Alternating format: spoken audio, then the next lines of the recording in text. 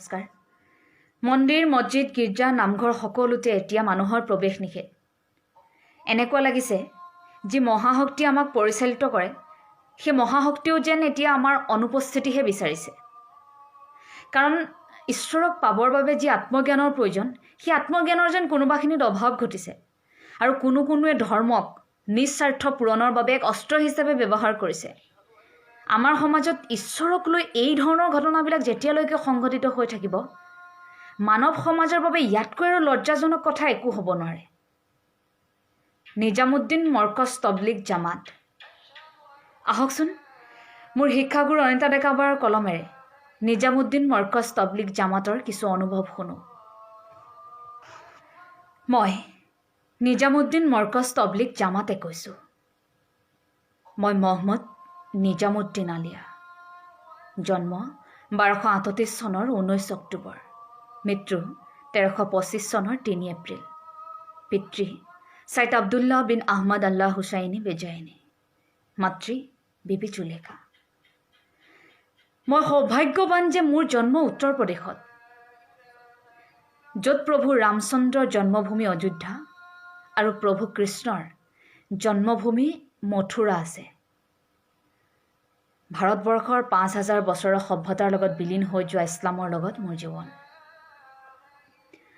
সমগ্ৰ জীৱন ফকীৰৰ দৰে কটাই অনুভৱ কৰিলোঁ আত্মা চৈতন্য। প্ৰেমৰ অবিহনে এই জন্মৰ কোনো মূল্য নাই। 1271 চনতে মই শ্বাইৰীৰ কিতাপ প্ৰকাশ কৰিছিলোঁ। মানৱ প্ৰেম কিমান বিশুদ্ধ, আল্লাহক পাবলৈ মানৱতাক কিদৰে ধাৰণ কৰিব লাগে মই তাত লিখিছিলোঁ। মৃত্যুৰ পিছত মোৰ দৰগাহত বিশ্বাসেৰে সমগ্ৰ বিশ্বৰ তীৰ্থযাত্ৰীসকল মোক বিচাৰি আহে। এই বৈৰাগীৰ যি আছিল, মৃত্যুৰ পিছতো আজিলৈকে কাকো খালী হাতে উভতাই পঠোৱা নাই। 1927 চনত মৌলানা মহম্মদ ইলিয়াছে তবলিগী জামাতত প্ৰতিষ্ঠা কৰে মোৰ সমাধিৰ সংলগ্নত। 1941 চনত 25,000 ভক্তৰে আল্লাহক পোৱাৰ মাৰ্গ বিচাৰি প্ৰথম সভা হৈছিল। 1947 চনত ভাৰতবৰ্ষ আৰু পাকিস্তান যেতিয়া বিভক্ত হৈছিল, মই উচুপিছিলোঁ মোৰ ভক্তৰ মোৰ প্ৰতি থকা মৰম দেখি। 140 দেশত তবলিগী জামাতৰ কেন্দ্ৰ আছে, বিশ্বৰ বৃহৎ সংস্থা আজি। মই সুখী, কাৰণ মৰকজৰ অৰ্থ হৈছে কেন্দ্ৰ, তবলিগৰ অৰ্থ হৈছে ধৰ্ম প্ৰচাৰ আৰু জামাতৰ অৰ্থ হৈছে সমূহ, অৰ্থাৎ ধাৰ্মিক শিক্ষাৰ বাবে আস্থা আৰু বিশ্বাসক প্ৰচাৰ কৰাই তেওঁলোকৰ কাম। কিন্তু আজি প্ৰথম সমাধি লৈছোঁ। যেনে ছদ্মবেশী যাতনা হৈ আহিছিল সেই সভা,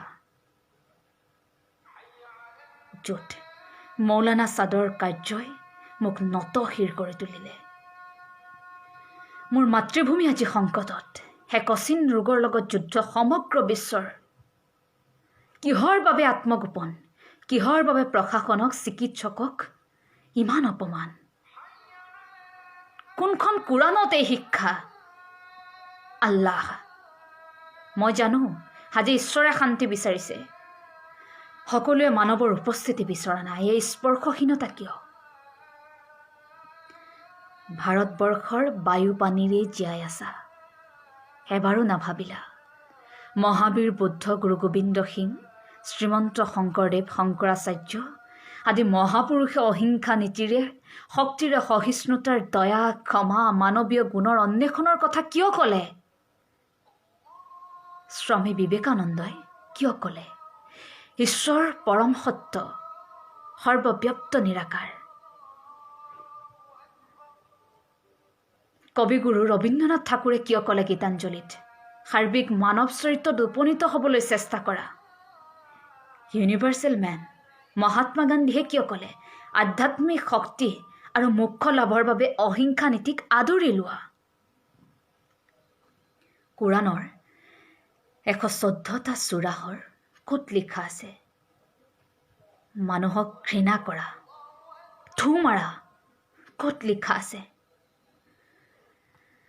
ক'ত লিখা আছে নামাজ পঢ়িলে ৰোগ নিৰাময় হোৱাৰ কথা? কিয় ইছলামক সমগ্ৰ বিশ্বৰ ওচৰত লজ্জাগত কৰিলা কিয়?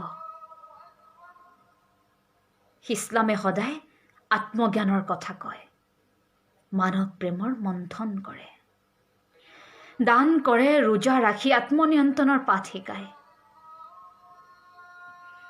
তোমালোক কেইজনমানৰ বাবে আজি আমি লজ্জাগত। মোক নীৰৱে থাকিবলৈ দিয়া, নাহিবা মোৰ কাষত এতিয়া আৰু কোনো। এই আঘাত, এই শিৰচ্ছেদ, সেই ধূসৰতা এতিয়া মোৰ কাম্য। মনত পৰিছে গংগাৰ পাৰে পাৰে ঋষিকেশলৈ যেতিয়া ফুৰিবলৈ গৈছিলোঁ, মহাদেৱৰ নীলা কণ্ঠ দেখি তেওঁ সুধিছিলোঁ, তুমি কিদৰে বিষপান কৰিছা? কিমান কষ্ট পাইছা? মহাদেৱে কৈছিল, এয়া সামূহিক বিষ। মানৱ কল্যাণৰ বাবে সকলোৱে জীৱনত গ্ৰহণ কৰাৰ সৌভাগ্য নাথাকে।